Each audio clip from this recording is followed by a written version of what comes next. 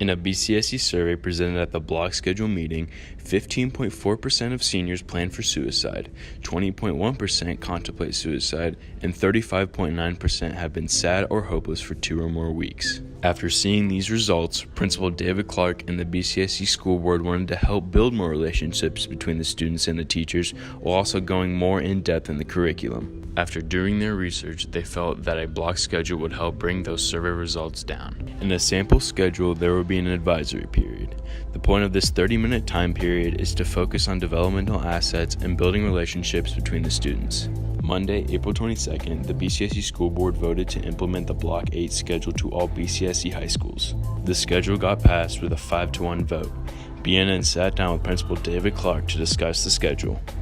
There are multiple blocks out there. Anybody can go online and check out block schedules. The one we chose is called a Block 8.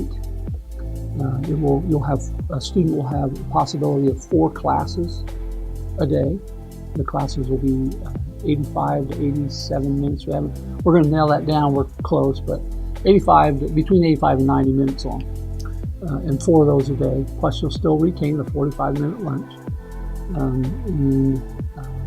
Then the next day, the alternating day, you'll have 4 different classes. The why is the important piece. And the why for us is being that we're experiencing today more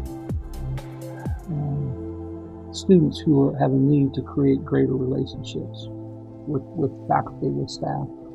And we had to find a way to help deliver that message. And the vehicle that we have now, with a 45-minute period, is too short to take time out of our day every day to have conversations about integrity or honesty or how to improve your life in some way or other, and just have the conversation. So that's the why we needed time for kids to, we felt like, and adults to interact in a professional, educational way. New schedule will be in place in year 2020, 2021, but this year's current sophomores will be seniors. Current freshmen will be juniors when this is implemented. So we've got some time. We did that on purpose because we wanted to give our staff a year. Some of the concerns we heard back from students was, gosh, I can't sit in the class if I'm being lectured to for, 45 minutes. How can I do that for 85 minutes? And I agree 100%. No class should just be lecture. That's arcade. There can be some, but it can't dominate. So we want a year to help prepare our teachers through the use of UDL and other instructional strategies to get our teachers ready to know how to chunk that time, how to break it up, how to vary it, how to get kids moving, how to get some variety in that, but giving them a time where they can go deeper in their content area rather than just kind of skimming across the top. Clark talks about if this will be an easy adjustment for students to make. I honestly do. I think after a couple weeks, students are going to be in place and moving forward. We hope to be able to have some helps and guides. For example, but you need to know too, we're not the only school that's ever done this, right? Hundreds of schools in the state of Indiana alone are on some type of block schedule. But we hope to have some helps or guides to allow students to know today's a blue day or today's a white day. We've talked about things like having a flag out in the commons, a blue flag and a white flag, and you alternate that every day.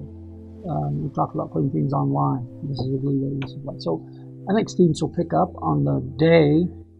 Will they adjust to the length of the period? I think once they find that they're able to go deeper and find more meaning in those classes, instead of getting in there, reviewing your work, getting an assignment, and then the bell rings and you haven't had a chance to even go over things, I think they'll find more value in being able to go deeper. This is Matt Ruehman reporting for BNN.